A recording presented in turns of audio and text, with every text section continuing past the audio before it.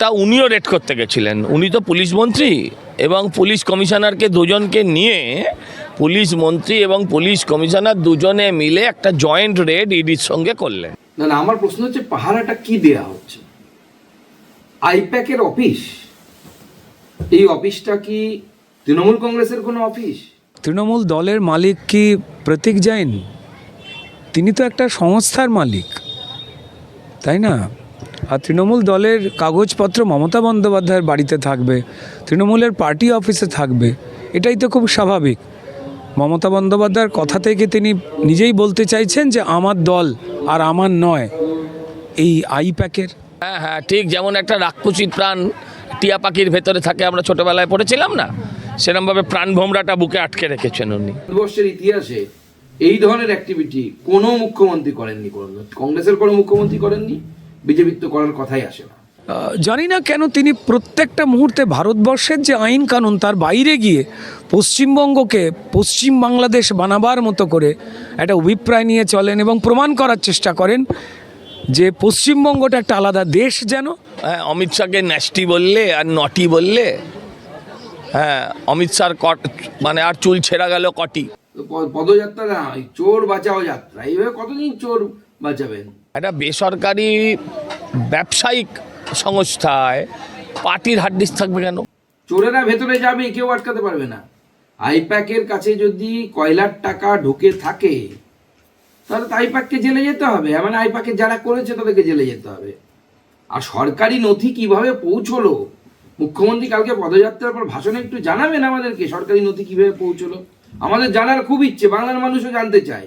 প্রতীক জৈন, তার কাছে সরকারি নথি পৌঁছে যাচ্ছে। এখানে একদম বুক চৌচির হয়ে গেছে, এমন জায়গায় হিটটা করেছে। না না, এমন কে? এটা তো মুখ্যমন্ত্রী বলবেন এমন কে কথা। খুন করেছে, রেড করেনি। আজকে যে ঘটনা মুখ্যমন্ত্রী ঘটালেন তাতে কি ভোটের ওপর প্রভাব পড়বে? মুখ্যমন্ত্রীর রাজনৈতিক জীবনের ওপর প্রভাব পড়বে। না না, আমার প্রশ্ন হচ্ছে পাহারাটা কি দেয়া হচ্ছে? আইপ্যাকের অফিস, এই অফিসটা কি তৃণমূল কংগ্রেসের কোনো অফিস? তৃণমূল কংগ্রেসের নামে কোনো রেজিস্ট্রেশন করা আছে? একটি বেসরকারি সংস্থা, সেই বেসরকারি সংস্থা ভারতবর্ষের বিভিন্ন রাজ্যে ভোট কুশলী হিসেবে কাজ করে।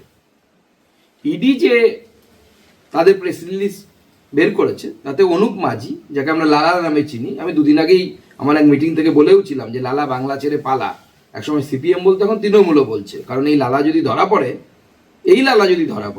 তাহলে আবার তৃণমূলের বা এই লালার যদি মুখ খোলে তাহলে এই তৃণমূলের অনেকেরই চাটিবাটি গুটিয়ে যাবে। আজকে সেই লালার কেসে ইডি একটি বেসরকারি সংস্থার অফিসে গেল। তাহলে আমার প্রশ্ন হচ্ছে, যেটা পাহারা দিচ্ছে তৃণমূলের তাবর তাবর নেতারা, দৈদ্য প্রতাপ নেতারা, এবং মমতা বন্দ্যোপাধ্যায় দৌড়ে গেলেন, সেটাকে একটি বেসরকারি কোম্পানিকে বাঁচানোর জন্য একজন মুখ্যমন্ত্রী দৌড়ে যাচ্ছেন। তার থেকেও বড় প্রশ্ন যে যদি এটা না হয় তাহলে কি তৃণমূল কংগ্রেস কোনো বেসরকারি সংস্থা খুলেছে, বিজনেস শুরু করেছে, যে যারা অন্যান্য রাজ্যে, যেমন বিহারেও আইপ্যাক কাজ করেছে, এর আগে তেলেঙ্গানাতে আইপ্যাক কাজ করেছে, দিল্লিতে আইপ্যাক কাজ করেছে, এমনকি একটা সময় বহু আগে যদিও গুজরাটে বিজেপির হয়ে আইপ্যাক কাজ করেছে। আমার প্রশ্ন তাহলে কোনটা? দুটোর মধ্যে তো একটা হতে হবে। পশ্চিমবঙ্গের মুখ্যমন্ত্রী কোনো একটি বেসরকারি সংস্থাকে বাঁচাতে গিয়েছেন, তৃণমূল অফিস তো না হয় ওটা, কোথাও তো আমরা দেখিনি রেজিস্ট্রেশন করা আছে তৃণমূল অফিসের নামে। না হয় তৃণমূল কংগ্রেস একটি ব্যবসা খুলেছে, কোনটা আজকে আমরা তৃণমূল কংগ্রেসের কাছ থেকে জানতে চাই। আর যদি বেসরকারি কোনো কোম্পানিকে মুখ্যমন্ত্রী বাঁচাতে যান এবং এইভাবে বাঁচাতে যান, মুখ্যমন্ত্রী সিকিউরিটি নিয়ে গেছেন কিনা জানা নেই। মুখ্যমন্ত্রীর পেছনে দেখলাম নন্দিতা চক্রবর্তী, সরি মাননীয়া নন্দিনী চক্রবর্তী, তিনি ঘুরে বেড়াচ্ছেন। কেন সিএস কেন যাবেন? আপনার কি ট্রেনিংটা কি ঠিক হয়নি নাকি আইএসের? আপনি কি করতে পারেন কি করতে পারেন, একটা পার্টির অফিস যেটাকে মুখ্যমন্ত্রী ক্লেম করছেন যে এটা পার্টির অফিস বাঁচাতে গিয়ে আপনি মুখ্যমন্ত্রীর সাথে চিফ সেক্রেটারি যাবে? আমি তো নির্বাচন কমিশনকে বলবো এখন থেকে নোট নিয়ে রাখুন, এই চিফ সেক্রেটারি যদি থাকে তো তৃণমূল পার্টি অফিসে গিয়ে বাসন মাজবে। এই চিফ সেক্রেটারি তো পদলেহন করতে এসছে, অদ্ভুত ব্যাপার। চিফ সেক্রেটারি চলে যাচ্ছে বেসরকারি কোম্পানিকে বাঁচাতে। আমরা জানতে চাই যে এই কোম্পানির সাথে নন্দিনী চক্রবর্তীর সম্পর্ক কি, মমতা বন্দ্যোপাধ্যায়ের সম্পর্ক কি, মমতা বন্দ্যোপাধ্যায়ের পরিবারে কি শেয়ার কেনা আছে এই কোম্পানির? শেয়ার মার্কেটে আছে কিনা আমার জানা নেই, কিন্তু যদি থাকে তাহলে কি শেয়ার কেনা আছে? এই প্রশ্নের জবাব কিন্তু বাংলার মানুষ চাইছে। একটা গাড়িকেও ক্রমাগত আড়াল করার চেষ্টা করা হয়েছে, সম্ভবত 4টে গাড়ির নাম্বারটা যাতে না প্রকাশিত হয়, এটা আড়াল করার চেষ্টা করা হয়েছে। এর পেছনে কোনো রহস্য আছে বলে? দেখুন, আমি আপনার এই প্রশ্নের উত্তরে একটু ইতিহাস টানতে চাই। মাননীয় মুখ্যমন্ত্রী যখন প্রথম মুখ্যমন্ত্রী হলেন 2011 সালে, তৃণমূলের দুটি গোষ্ঠীর মধ্যে গোষ্ঠীদ্বন্দ্ব হয়েছিল।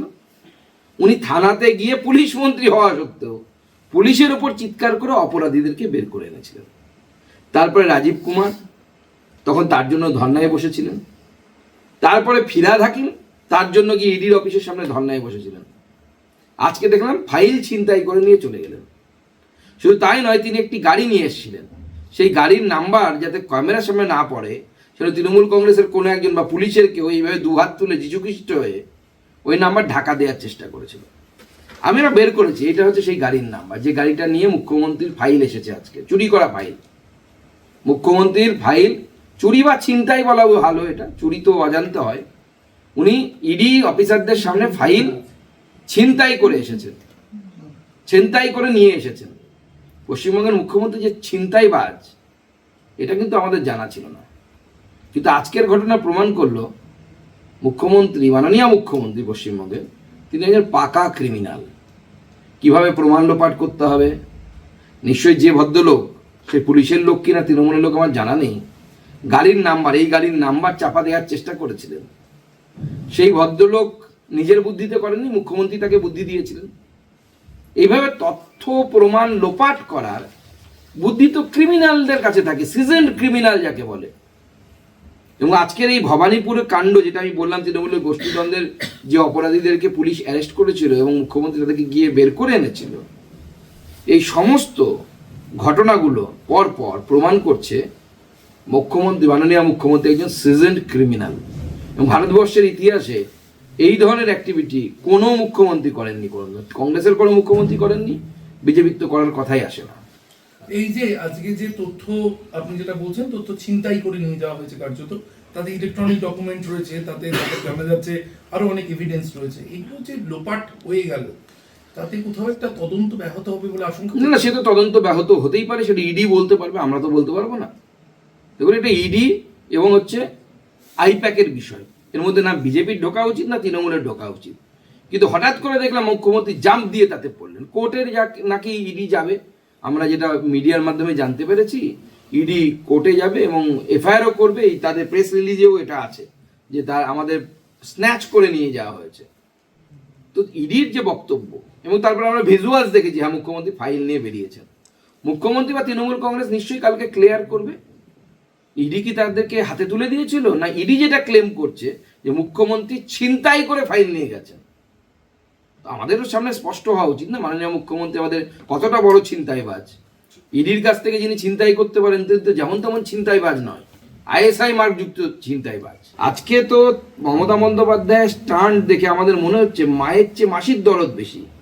তার নিজের দলের লোকেদের নিয়ে অত চিন্তা নেই, যতটা চিন্তা নাকি আইপ্যাকের এই কি জ্যান তাকে নিয়ে আছে, প্রতীক জ্যান তাকে নিয়ে আছে। ওদেরকে বলুন আইনটা একটু পড়ে দেখতে। মমতা বন্দ্যোপাধ্যায়ের তো খুব বাজেভাবে আইন পাশ করেছেন, ওই রকম আইনজ্ঞের কথা মতো এরকম উল্টোপাল্টা কমপ্লেন করবেন না, ফাঁসবেন কিন্তু। বাজে উকিল হলে কেস হারতে হয়। মমতা বন্দ্যোপাধ্যায় উকিল হিসেবে খুব বাজে উকিল, এ বিষয়ে আমি গ্যারান্টি দিয়ে দিতে পারি, হলফ করে বলতে পারি। তো মমতা বন্দ্যোপাধ্যায়ের কথায় যদি এই ধরনের কাজ করেন, ইডি এসে আপনাকে তো সই করিয়ে নিয়ে যাবে, যা যা আপনার ওখান থেকে নিয়ে গেছে সবে তো আপনাকে সই নেবে এবং সিজার লিস্ট দেবে আপনাকে, অলরেডি দিয়েছে হয়তো সিজার লিস্ট। তো সেটাকে আপনি চুরি বলতে পারেন না আইনের ভাষায়, ভারতবর্ষের আইন তাই বলছে। মমতা বন্দ্যোপাধ্যায় তো অত ভালো আইন পড়েননি। পদযাত্রা না, চোর বাঁচাও যাত্রা, এইভাবে কতদিন চোর বাঁচাবেন? চোরেরা ভেতরে যাবে, কেউ আটকাতে পারবে না। আইপ্যাকের কাছে যদি কয়লার টাকা ঢুকে থাকে তাহলে তো আইপ্যাককে জেলে যেতে হবে, মানে আইপ্যাকে যারা করেছে তাদেরকে জেলে যেতে হবে। আর সরকারি নথি কিভাবে পৌঁছলো, মুখ্যমন্ত্রী কালকে পদযাত্রার পর ভাষণে একটু জানাবেন আমাদেরকে সরকারি নথি কিভাবে পৌঁছলো। আমাদের জানার খুব ইচ্ছে, বাংলার মানুষও জানতে চায়। প্রতীক জেন, তার কাছে সরকারি নথি পৌঁছে যাচ্ছে, আমাদের কাছে তো পৌঁছয় না। তৃণমূলের গরিব ছেলেগুলো যারা তৃণমূলের হয়ে বোমা বাঁধে তাদের কাছে তো পৌঁছয় না, যারা তৃণমূলের হয়ে মারপিট করে তাদের কাছে তো পৌঁছয় না, ফিরহাদ হাকিমের কাছেও আজকাল পৌঁছচ্ছে না, প্রতীক জেনের কাছে পৌঁছে যাচ্ছে। ব্যাপারটা কি? লাউডন স্ট্রিট আজকে যেখানে প্রতীক জৈনের বাড়ি বলে প্রথম ছাপা শুরু হয়, সেই জায়গায় দেখা যায় যে এই লাউডন স্ট্রিট আমাদের কয়েক বছর আগে ফিরিয়ে নিয়ে যায় রাজীব কুমারের বাড়িতে যখন রেড হয়েছিল, যে সময় পুলিশ প্রথমে আটকে এবং মুখ্যমন্ত্রী মমতা বন্দ্যোপাধ্যায় পরে নেমে পড়ে, তাও লাউডন স্ট্রিটে। কোনো একটাই কাকতালীয় নাকি মমতা ব্যানার্জি সেই রাজীব কুমার থেকে আজকের চেহারা মুখ্যমন্ত্রী কোথাও ডিলেট করলেন? আরে মুখ্যমন্ত্রী তো ভবানীপুর থেকে একই করে যাচ্ছেন। অপরাধীদেরকে বাঁচানো তার নেশা। অপরাধী দেখলে পরে তার বাঁচাতে ইচ্ছে করে, সে রাজীব কুমার হোক বা সেই ভবানীপুরের যারা গোষ্ঠীদ্বন্দ্ব করে মারামারি করেছিল তাদেরকে হোক, বা আজকের দিনে এই প্রতীক জেন হোক। লাউ কুমড়োর সাথে তার কোনো সম্পর্ক নেই। সিপি মানে রাজীব কুমারের সঙ্গে যে সময় এই ঘটনা ঘটে তিনি একটা সরকারি পদে ছিলেন, গুরুত্বপূর্ণ পদে ছিলেন, সিপি ছিলেন। প্রতীক জৈন একজন ব্যবসাদার। এই দুই আচরণকে মুখ্যমন্ত্রী আলাদা করছেন কোনোভাবে? দেখুন, আমি রাজীব কুমারের ক্ষেত্রে আমি এটুকুই বলবো যে সেটাও অসাংবিধানিক ছিল। তাও একটা যুক্তি ছিল যে রাজীব কুমার তার টিমের অংশ, টিম মমতার অংশ, কারণ সরকারি টিমের অংশ। তা আমি এটা জানতে চাইছি আজকে তৃণমূল কংগ্রেসের কাছ থেকে, প্রতীক জেন কে? সেটা একজন বিজনেসম্যান। তো কালকে যদি কোনো বিজনেসম্যান কোনো অপরাধ করে, ধরুন এখানে নেউটিয়া গ্রুপ আছে, আরও বিভিন্ন পিএস গ্রুপ আছে, আরও অনেক গ্রুপ আছে, এখানে আধুনিক গ্রুপ আছে, অমুক গ্রুপ আছে, তমুক গ্রুপ আছে, সেঞ্চুরি গ্রুপ আছে। তো এদের এখানে যদি কালকে ইডি একটি বেসরকারি কোম্পানিতে কোনোভাবে ইডি আসে বা কোনো সরকারি সংস্থা তদন্তের জন্য আসে, তাহলে মাননীয় মুখ্যমন্ত্রী কি প্রত্যেকের দৌড়বেন এরকম? প্রত্যেকের দৌড়বেন ঝাঁটা নিয়ে ইডি তারা অভিযান করতে? তো ভারতবর্ষে তাহলে তো করাপশন কোনো ফ্রি হবে না। যে মামলায় হয়েছে তার মধ্যে অন্যতম একটা কোল স্ক্যাম, এবং এই কোল স্ক্যামে কিন্তু একসময় অভিষেক ব্যানার্জিকেও বারবার তলব করা হয়েছে। কোনো এক জায়গায় সেই কোল স্ক্যামের নেটওয়ার্ককে মাথায় রেখে আজকে প্রতিবাদ।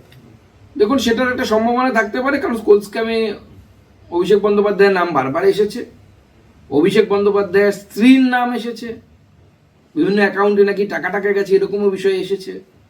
তো স্বাভাবিকভাবে মমতা বন্দ্যোপাধ্যায় তো স্বাভাবিকভাবে একজন মুখ্যমন্ত্রী হয়ে অনেক ইনফরমেশন রাখেন। উনি বুঝতে পারছেন যে তীরটা আলটিমেটলি কার দিকে যাচ্ছে। ওনার প্রাণাধিক প্রিয় ভাইপো, তাকে বাঁচানোর জন্য আসলে নেমে পড়েছেন হয়তো। সকাল থেকে আজকে রেড চললো। মমতা বন্দ্যোপাধ্যায় 11:30টায় তিনি দৌড়ে গেলেন আইপ্যাকের কর্ণধারের বাড়িতে। অভিষেক সভা করলেন 1:30টার পরে, কিন্তু অভিষেকের প্রায় 1 ঘন্টা বক্তৃতা করলেন। অভিষেক বন্দ্যোপাধ্যায়ের মুখে কিন্তু এই নিয়ে কোনো দেখুন, এটা তৃণমূলের ভেতরের বিষয়, স্ট্র্যাটেজিও হতে পারে। যে অপরাধী বা যে মূল অভিযুক্ত সে মুখ খুললে পরে অন্যরকম শোনাবে, বিরোধীদের অনেক কিছু বলার থাকবে, সেই জন্য হয়তো স্ট্র্যাটেজি নিয়েছে। মানে এটা অভিষেক বন্দ্যোপাধ্যায় অপরাধী বলেই তিনি চুপ করে রয়েছেন। সম্ভাবনা আছে, কারণ অভিষেক বন্দ্যোপাধ্যায়ের নাম তো কয়লা স্ক্যামে বারবার এসেছে। একবার এসেছে তা নয়, বারবার এসেছে। এই যে আমি আসানসোল থেকে ঘুরে এলাম, মলয় ঘটক তো টাকা দিয়ে যেত অভিষেক বন্দ্যোপাধ্যায়কে গাড়ি নিয়ে, তার ছেলে আসতো সেই গাড়ির সাথে, আমাদের কাছে খবর আছে। ইডির প্রেসের কনফারেন্স বা প্রেস রিলিজ সেটাই বলছে যে আমরা এই সংক্রান্ত তদন্তের জন্য 10 জায়গায় তদন্ত চালিয়েছি, 6টি কলকাতায়, 4টি দিল্লিতে, তার মধ্যে আইপ্যাক একটি। তো স্বাভাবিকভাবে সেখানে হয়েছে। এবং সম্ভবত সকালের দিকে মিডিয়ার কাছে দেখছিলাম পোস্তার কোনো একজন ব্যবসায়ীর বাড়িতেও সম্ভবত রেড চলছিল। আমার প্রশ্ন, পোস্তায় সেই বাড়িতে মমতা বন্দ্যোপাধ্যায় গেলেন না কেন? তাকে বাঁচানোর অত তাড়াহুড়ো নেই কেন? একে বাঁচানোর কেন এত তাড়াহুড়ো? করি না, পড়ি কি মরি করে আসলে না, ওটা উনিও রেড করতে গেছিলেন। উনি তো পুলিশ মন্ত্রী এবং পুলিশ কমিশনারকে দুজনকে নিয়ে পুলিশ মন্ত্রী এবং পুলিশ কমিশনার দুজনে মিলে একটা জয়েন্ট রেড ইডির সঙ্গে করলেন। হ্যাঁ, ঠিক যেমন একটা রাক্ষসীর প্রাণ টিয়া পাখির ভেতরে থাকে, আমরা ছোটবেলায় পড়েছিলাম না, সেরকমভাবে প্রাণ ভোমরাটা বুকে আটকে রেখেছেন উনি। কিভাবে ইডির তল্লাশির সময় এত গাদা ফাইল, এত গাদা নথি সমস্ত একটা নামহীন গাড়ির মধ্যে তুলে নিয়ে চলে গেল, কিছুই করতে পারলো না? দেখুন, ইডি তো আর মানে ইডি কি করে মারপিট করবে? ইডির তাহলে করণীয় ছিল মারপিট করা, এফআইআর করবে ইডি, মমতা ব্যানার্জি নামে এফআইআর হবে। হ্যাঁ, এবার এই কারণে মমতা ব্যানার্জিকে গ্রেপ্তার করা উচিত। বেরিয়ে এসে মুখ্যমন্ত্রী খুব বিরক্ত এবং তিনি মানে রীতিমতো চিৎকার করছেন। তিনি বলছেন অমিত শাহ তো চিৎকার নয়, বলুন আর্তনাদ, এটা হচ্ছে আর্তচিৎকার। অমিত শাহকে নিয়ে তিনি নানা রকম বিশেষণ ব্যবহার করলেন, নটি, তারপর ন্যাস্টি ইত্যাদি। তাতে কি হলো? হ্যাঁ, অমিত শাহকে ন্যাস্টি বললে আর নটি বললে, হ্যাঁ, অমিত শাহর মানে আর চুল ছেঁড়া গেল কটি। হ্যাঁ, কিন্তু মুখ্যমন্ত্রী বলছেন যে এই অফিস থেকে নাকি ইডি এসেছিল তাদের হার্ড ডিস্ক সংগ্রহ করতে, যার মধ্যে নাকি তাদের নির্বাচনের সমস্ত যাবতীয় নথি তথ্য রয়েছে। বার করে দেখাতে বলুন। ওরমভাবে লাফিয়ে পড়বে কেন? লাফিয়ে পড়বে কেন? একটা রেট যখন চলছে সেখানে আরও কিছু থাকতে পারে। একটা বেসরকারি কোম্পানির অফিসে, একটা বেসরকারি ব্যবসায়িক সংস্থায় পার্টির হার্ড ডিস্ক থাকবে কেন? পার্টি অফিসে থাকবে। উনি বলছেন যে যেখানে এসআইআর করে একদিকে 1.5 কোটি ভোটারের নাম বাদ দিচ্ছে অবৈধভাবে, তারপরে আবার এখান থেকে আমাদের স্ট্র্যাটেজি চুরি করতে আসছে। স্ট্র্যাটেজি চুরি করবে না, মমতা ব্যানার্জি নিজেই চুরি হয়ে যাবেন সেই অবস্থায় আছেন, আর বেশি দূর নেই। একটা অদ্ভুত বিষয় যে এর আগে যখন দেখা গেছে যে পার্থ চট্টোপাধ্যায়ের বাড়িতে ইডি হানা দিয়েছে বা সুজিত বসুর বাড়িতে ইডি হানা দিয়েছে, তখন কিন্তু উনি কেয়ার করেননি। ও শুধু রাজীবের বাড়িতে গেছে, শুধু রাজীব কুমারের সময় গেছিল আর এই সময় গেছে। তার মানে বুঝতে হবে তো, কিন্তু প্রতীক যেখানে একদম বুক চৌচির হয়ে গেছে এমন জায়গায় হিটটা করেছে। কিন্তু প্রতীক জৈন এমন কে যে না না, এমন কে? এটা তো মুখ্যমন্ত্রী বলবেন এমন কে। পুরো বুকের যে হাড় পাঁজরা ফাটিয়ে দিয়েছে আজকের ঘটনা, বুক ফাটা বলে না, হ্যাঁ সেটা বোঝা যাচ্ছে। মুখ্যমন্ত্রী বলছেন যে কয়লার টাকা নাকি অমিত শাহ ব্যবহার করেন, রাজনাথ সিং ব্যবহার করেন। সেটাও আমি বলতে পারবো না। এত যখন জানেন তখন একটা ইডির কাছে গিয়ে তো একবার এই তথ্যগুলো দিয়েও আসতে পারেন, কোনো আপত্তি নেই। মুখ্যমন্ত্রী এই পদক্ষেপ কি তাহলে তদন্তে প্রভাব ফেলতে পারে বলে মনে করছেন? হ্যাঁ অবশ্যই, তদন্ত বিলম্বিত হবে তো বটেই। কোনো ব্যক্তি বাড়িতে যদি ইডি আসে না, এটা করতে পারে নাকি? আইন নিজে হাতে তুলে নিয়েছেন, সাংবিধানিক ব্যবহার। আইন নিজে হাতে তুলে নিয়েছেন, এর ফল মুখ্যমন্ত্রীকে পেতে হবে, কোনো চিন্তা নেই। বামেরা বলছে যে আসলে জিনিসটা মুখ্যমন্ত্রী নিয়েই চলে গেল, তাহলে ইডি কিছু করতে পারলো না। বামেরা আবার নতুন করে কিন্তু বামেদের বলবেন মমতা ব্যানার্জি যখন অপোজিশন লিডারে ছিল, মমতা ব্যানার্জির দুগাছা চুলও যারা ছেড়েনি, হ্যাঁ তারা যেন সব চুল ছেঁড়া কথাবার্তা না বলে, এবং চুলটা হিন্দিতেই বলবেন বারবার। এবং আজকে যে বামেরা বলছে, আরে বামেরা কোনোদিন মমতা ব্যানার্জি কেন, বামেরা কোনোদিন তৃণমূলের একটা কারোর কোনো রাজনৈতিক দলের বাড়িতেও রেড করায়নি। তো আজে বাজে কথা, খুন করেছে, রেড করেনি। আজকে যে ঘটনা মুখ্যমন্ত্রী ঘটালেন তাতে কি ভোটের ওপর প্রভাব পড়বে? মুখ্যমন্ত্রীর রাজনৈতিক জীবনের ওপর প্রভাব পড়বে। প্রথম কথা হচ্ছে যে ইডি বা সিবিআই তারা নির্দিষ্ট অভিযোগের ভিত্তিতে আইন মেনে, আমার দেশের যে কোনো মানুষ তিনি যেই হতে পারেন, ব্যক্তি বা প্রতিষ্ঠান, সেখানে তারা তাদের মতো তদন্ত করতে যাবেন। তো এই বিষয়ে আমার তো কিছু বলার থাকতে পারে না, এবং মুখ্যমন্ত্রীরও কিছু বলার থাকতে পারে না, বা পশ্চিমবঙ্গের কেন ভারতবর্ষের কারোরই কিছু বলার থাকতে পারেন না। নির্দিষ্ট অভিযোগের ভিত্তিতে তারা কোন তথ্য প্রমাণ জানতে যাবেন, নিতে যাবেন, কথা বলতে যাবেন, বেড়াতে তারা যেতে পারেন না। তো কী সব অভিযোগ ছিল কয়লা না এই ধরনের সম্পর্কে যা শুনতে পাচ্ছি, সেই কাজ তারা করতে গেছিলেন, তারা করে বেরিয়ে গেছেন। তো আমাদের এখানে তো কিছু বলবার নেই। এবার মুখ্যমন্ত্রী তিনি কেন কোথায় পৌঁছেছেন এটা তাঁর ইচ্ছা। মুখ্যমন্ত্রী এবং পুলিশের বেশ কিছু পদস্থ কর্তারা তারাও নাকি পৌঁছে গিয়েছিলেন, এটা তাদের ইচ্ছা। তবে এইটুকু বলতে পারবো যে মুখ্যমন্ত্রী এই সমস্ত কাজ করে প্রমাণ করছেন যে মুখ্যমন্ত্রিত্বের কাজ তার কাছে আর নেই, এবং পুলিশের কর্তারা এই ধরনের জায়গায় গিয়ে পৌঁছে তারাও প্রমাণ করলেন যে তাদের যে নির্দিষ্ট কাজ, যাদের জন্য তাদের এই পদ, চাকরি, মানুষের অধিকার রক্ষা করা, সেই কাজও নেই। মুখ্যমন্ত্রীর কোনো কিছু থাকতে পারে। আমি শুনলাম যে তিনি বলেছেন যে সব নাকি তুলে নিয়ে গেছে। তারপর একটা জায়গায় দেখতে পেলাম মুখ্যমন্ত্রী বলছেন যে হার্ড ডিস্ক আর ফাইল তার বগলে রয়েছে। তো তাহলে কে বেশি তুললো তো জানি না। প্রথম কথা হচ্ছে যে ওখানে কি করতে মুখ্যমন্ত্রী গেছিলেন বলতে পারবো না তো। আর কে মানে অনধিকার চর্চা করছেন এটা তাদের ব্যাপার। মানে ইডি তার নিয়ম অনুযায়ী আইন মেনে কি কাজ করবে না করবে সেখানে কোনো রাজনৈতিক দলও মাথা ঘামাতে পারে না, পক্ষে বিপক্ষে কোনো যুক্তিও তৈরি করতে পারে না। ইডির মতো কাজ করছেন, এবং ইডি সবাই জানে যে কাজ করেন যে আর্থিক দুর্নীতি সম্পর্কিত ব্যাপারে। সেক্ষেত্রে প্রতীকবাবু বা আইপ্যাক তো তারা কী সব করে রেখে দিয়েছে তো জানি না। তার সঙ্গে মমতা বন্দ্যোপাধ্যায় নিজেকে জড়াচ্ছেন কেন আমি কি করে বলতে পারবো। দেখুন, মুখ্যমন্ত্রী তার নিজের সম্বিত হারিয়েছেন, এই পশ্চিমবঙ্গবাসী সবাই জানে, এমনকি তৃণমূলের নেতামন্ত্রী কর্মীরাও জানেন যে সম্মানীয় মুখ্যমন্ত্রী তার নিজের যে চেয়ার, তার গরিমা এবং তার সম্মান রাখতে পারছেন না। যিনি কয়েকদিন আগেই সম্মানীয় স্বরাষ্ট্রমন্ত্রী, তিনি যে দলেরই হোক, তার উদ্দেশ্যে তিনি বলেছিলেন যে আমি সৌজন্যতা দেখিয়েছি বলে তিনি হোটেলের বাইরে পা রাখতে পেরেছেন, পাড়াচ্ছেন মস্তানের মতো। এত দ্বারা পশ্চিমবঙ্গে যে মানুষেরা রয়েছেন দলমত নির্বিশেষে, তারা প্রত্যেকেই বিস্মিত হয়েছিলেন যে তিনি নিশ্চয়ই যে কোনো কারণেই হোক না কেন তার মানসিক স্থিতি ঠিক রাখতে পারছেন না, কাকে কি কথা বলতে হয় তা তিনি হিতাহিত জ্ঞান হারিয়ে ফেলেছেন। আমি মুখ্যমন্ত্রীর মানসিক স্থিরতা কামনা করি। অসুবিধা হয়ে গেলে, আমাদের বয়স হয়ে গেলে, 40-50-এর ওপর বয়স হয়ে গেলে প্রত্যেকেরই স্বাস্থ্যের চিকিৎসা করবার দরকার। আর স্বাস্থ্যের খুব গুরুত্বপূর্ণ একটা অংশ হচ্ছে মন। কোনটা করবেন বা কোনটা করবেন না, তবে এটা বুঝতে পারছি যে স্বাস্থ্যসাথী কার্ডে খুব একটা ভরসাজনক চিকিৎসা হচ্ছেন না বলেই তার ভাইপো তিনি বারবার বিদেশে যাচ্ছেন বিলাসবহুল হাসপাতালে চিকিৎসা করাতে। আর মুখ্যমন্ত্রীরও, সম্মানীয় মুখ্যমন্ত্রীর কথাবার্তার মধ্যে অসংলগ্নতা ধরা পড়ছে, যা তার চেয়ারের ভাষা নয়। এ অত্যন্ত দুর্ভাগ্যের, কি বলবো আর, মানে এখানে বলবার কি রয়েছে।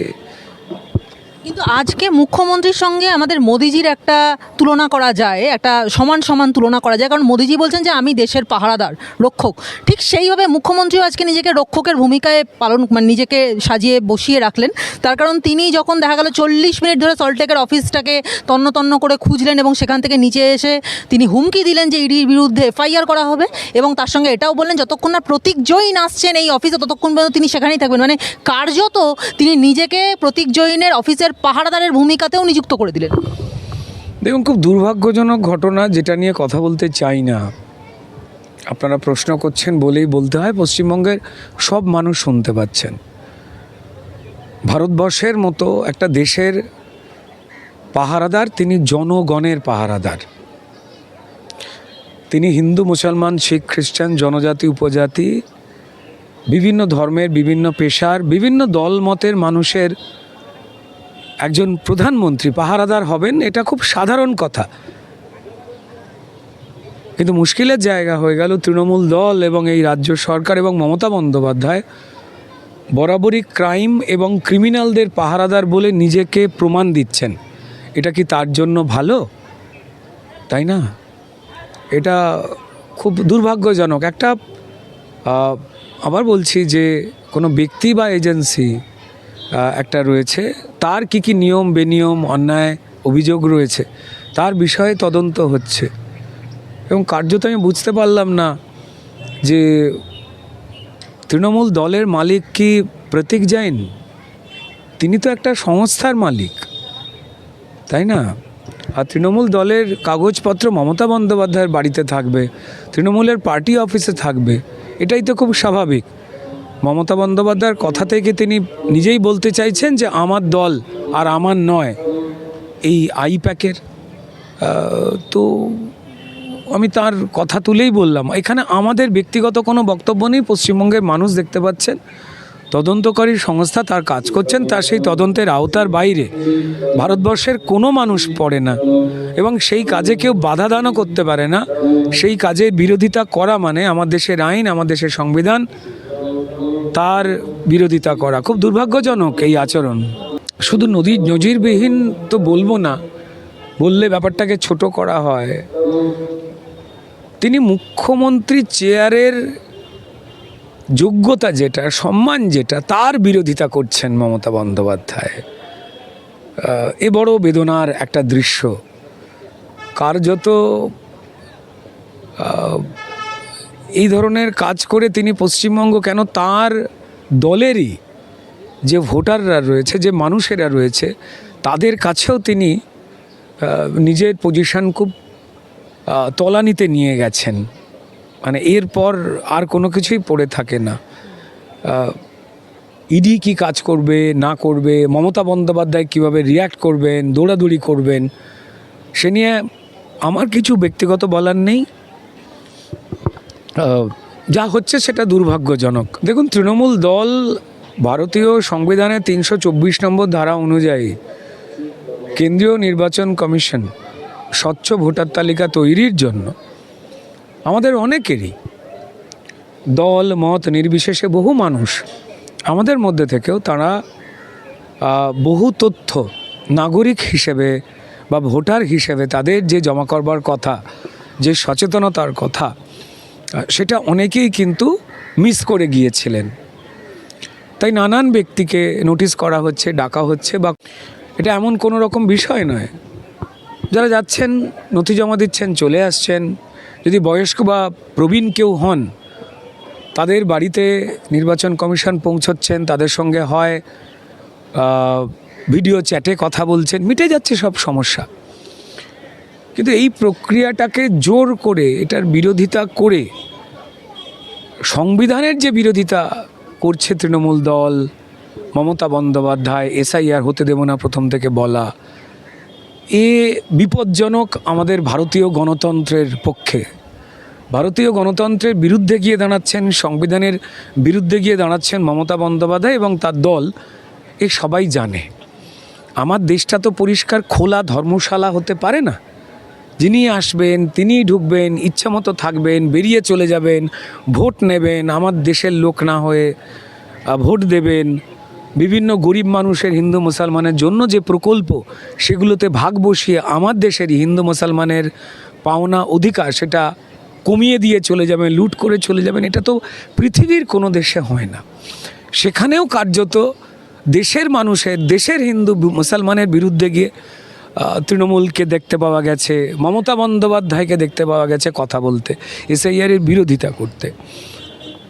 জানি না কেন তিনি প্রত্যেকটা মুহূর্তে ভারতবর্ষের যে আইন কানুন তার বাইরে গিয়ে পশ্চিমবঙ্গকে পশ্চিম বাংলাদেশ বানাবার মতো করে একটা অভিপ্রায় নিয়ে চলেন এবং প্রমাণ করার চেষ্টা করেন যে পশ্চিমবঙ্গটা একটা আলাদা দেশ। যেন এখানে নিয়ম কানুন ভারতবর্ষের নিয়ম কানুনের সঙ্গে মিল নেই, এই অগণতান্ত্রিক অবৈধ আচরণ তারা করেন। তারা আমার দেশের সর্বোচ্চ যে সুপ্রিম কোর্ট, তার কিছু রায় নিয়ে আমাদের কারুর মতানৈক্য হতে পারে যে পছন্দ হলো না, কিন্তু সেই রায় তো আমাদের শিরোধার্য, মানতে হয়। কিন্তু সেই রায়ও তারা মেনে নিচ্ছেন না। অর্থাৎ ভারতবর্ষের সুপ্রিম কোর্টকে কার্যত অস্বীকার করা, সুপ্রিম কোর্টের রায়কে অস্বীকার করছেন। আমি জানি না সুপ্রিম কোর্ট, সম্মানীয় সুপ্রিম কোর্ট কতদিন সহ্য করবেন।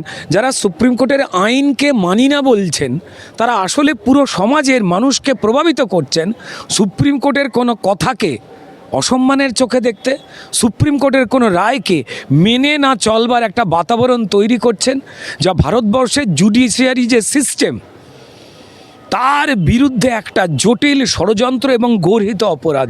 জানি না সুপ্রিম কোর্ট কোন বন্দোবস্ত নেবেন।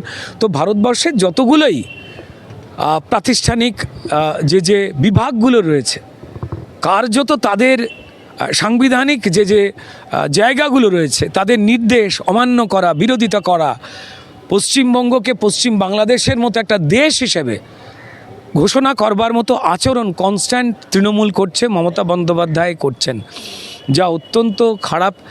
মানে তার বিরুদ্ধে মানুষের সজাগ দৃষ্টি রয়েছে, মানুষ বন্দোবস্ত নেবেন। যে আচরণ পশ্চিমবঙ্গ জুড়ে মমতা বন্দ্যোপাধ্যায় এবং তার দল করছেন, বা যে মিথ্যে রটনা করছেন প্রেস মিডিয়ার সামনে, তা বেসিক্যালি কিন্তু আমি ধন্যবাদ জানাবো পশ্চিমবঙ্গের প্রেস মিডিয়াকে, যে তারা এই মিথ্যাচারটাকে তুলে ধরে মানুষের কাছে নিয়ে আসছেন যে দেখুন, ভারতীয় সংবিধানকে তোয়াক্কা না করে, আইনকে না মেনে সাংবিধানিক চেয়ারে থাকা একজন ভদ্রমহিলা এবং শাসকের তকমা পাওয়া একটা দল আমার দেশের আইনের বিরুদ্ধে গিয়ে কী কাজ করে আমার দেশের সংবিধান, আমার দেশের আইনের বিরুদ্ধে দাঁড়াচ্ছেন, তাদের কিন্তু পশ্চিমবঙ্গের মানুষ ক্ষমা করবেন না।